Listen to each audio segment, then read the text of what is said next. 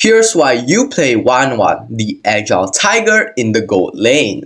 First off, she has exceptional mobility, allowing her to reposition constantly in fights and dodge enemy abilities. She also boasts high sustained damage with her fast basic attacks and ability to deal true damage. Wanwan excels at snowballing, as her ultimate can easily turn a fight in her favor. However, she has a short attack range and is vulnerable to burst damage, making her reliant on positioning and allies to stay alive. Wanwan's passive, Tiger Pace, reveals enemy weaknesses when she hits them and deals bonus true damage when striking a weakness. Each hit increases damage they take from her by 10% for 5 seconds. Wanwan can also dash after every basic attack, and the dash speed scales with her attack speed. This passive gives her incredible mobility, making her slippery and hard to catch while amplifying her damage. Wanwan's first skill, Swallow's Path, sends a fire swallow forward, damaging and exposing enemy weaknesses. The swallow splits into 3 daggers that orbit and return to her, dealing damage and slowing enemies hit. If an enemy is hit twice, they are immobilized briefly. This skill is excellent for poking enemies and triggering her passive quickly. Wanwan's second skill, Needles in Flowers, removes all crowd control effects from her and triggers her passive. At the same time, she shoots needles in all directions, damaging enemies nearby. This skill is her main escape tool, providing a quick way to reposition and counter crowd control. Wanwan's ultimate, Crossbow of Tang, allows her to leap into the air and fire arrows at a target with all weaknesses hit, dealing massive damage. If the target is killed, she can switch to another enemy, extend the skill's duration, and gain bonus attack speed. Wanwan becomes invincible during this time, making it a devastating tool to turn fights around. You should use Wanwan's basic attack to expose and hit weaknesses while repositioning with her passive. Combine this with her first skill for damage and immobilization. Once all weaknesses are hit, unleash her ultimate to deal massive damage and potentially secure multiple kills. Use her second skill to cleanse crowd control or dodge dangerous abilities. Moving on to builds, I usually skip Boots and build Corrosion Scythe, Demon Hunter Sword, Wind Talker, Wind of Nature, Malefic Roar, and Athena Shield. These are the emblems that go along with this build. So battle spells, I only recommend Inspire as it enhances her attack speed, synergizing well with her passive and ultimate. Wanwan counters heroes who rely on slow, heavy attacks or close range engagements like Fredrin and Luo Yi. She struggles against long range pokers like Gord or burst heroes like Lancelot or Hayabusa. Pair her with tanks like Franco or crowd control heavy allies like Balearic to set up opportunities for her ultimate. You start with skill 1 for early poking and damage. Prioritize upgrading skill 1 for its utility and damage, followed by skill 2. Upgrade her ultimate whenever available. Wanwan's strength lies in her mobility and ability to kite enemies. Always reposition after every basic attack to avoid skill shots and maintain an aggressive stance. Use her first skill to poke enemies and expose weaknesses from a distance. Your second skill is key for escaping sticky situations